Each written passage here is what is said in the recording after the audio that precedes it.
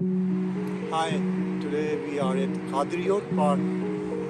It's one of the famous park in Estonia. It's situated in the center of Tallinn. Tallinn is the capital city of Estonia. So historically, it's a very meaningful and very important place. And today we will explore this park in perspective of autumn. So you will see different color. We will experience different shades of the autumn.